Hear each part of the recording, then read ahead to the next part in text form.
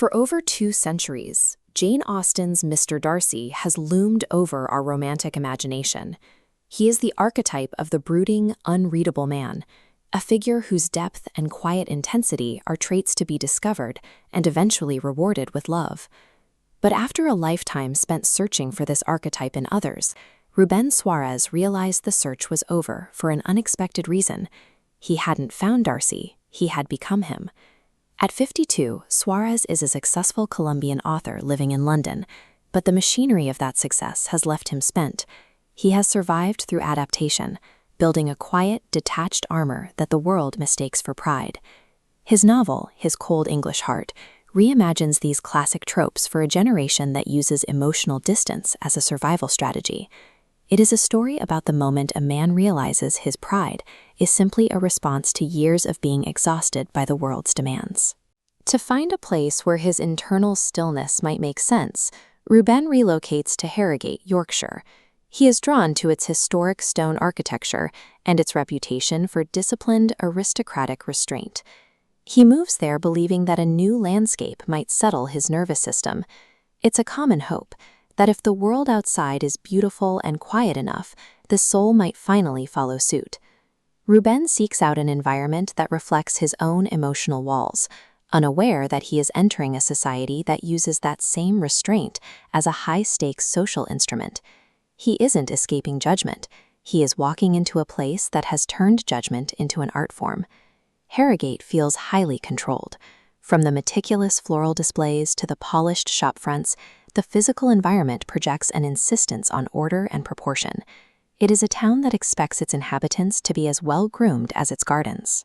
Rubén encounters this social vetting during a simple trip to a local bookshop. Through polite, measured questions about his status as a visitor, the locals begin the work of determining his exact category and how much space he should be allowed to occupy. In this world, silence functions as a structural agreement.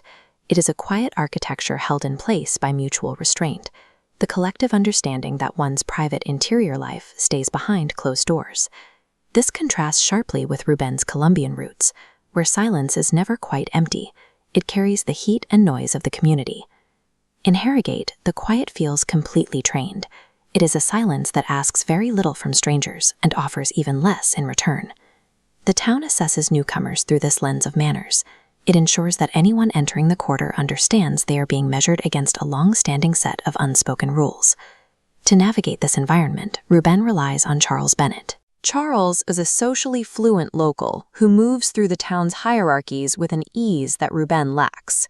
Charles occupies a specific literary lineage. He combines the social warmth of Mr. Bingley with the observational wit of Mr. Bennet. He acts as an interpreter, identifying the town's tacit rules, explaining its social sorting, and guiding Rubén through its choreography of emotional withholding. Surviving in this society requires more than just presence. It requires an understanding of the subtext. Charles provides the necessary context for Rubén to exist within the room without tripping over its hidden boundaries. At a gathering in the Crescent, Rubén tests this new knowledge. He manages his image effectively, standing among the local elite with a level of composure that suggests he belongs. Then he encounters Nicholas Ashbury. Nicholas possesses a severe economy of movement and a total refusal to perform the expected social rituals. He stands within the room, yet he seems entirely separate from its frantic social energy. Their first exchange is brief.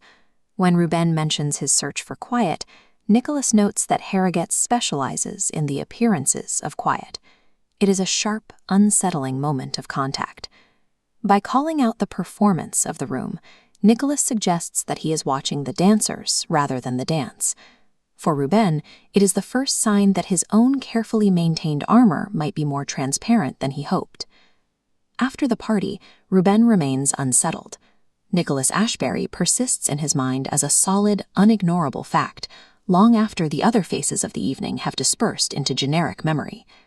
Nicholas disrupts the town's social rules by refusing to use them.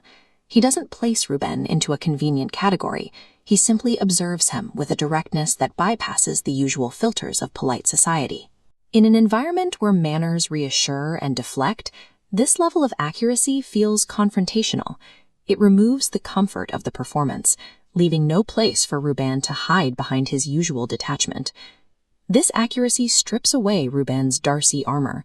He is forced out of the role of the passive observer and into a position where he is truly visible to a stranger.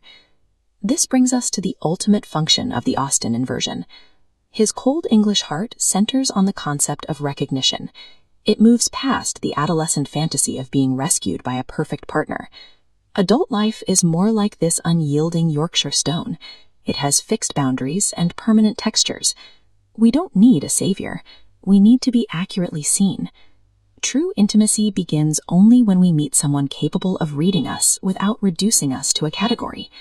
It is this recognition that finally allows us to drop the armor we spent decades building.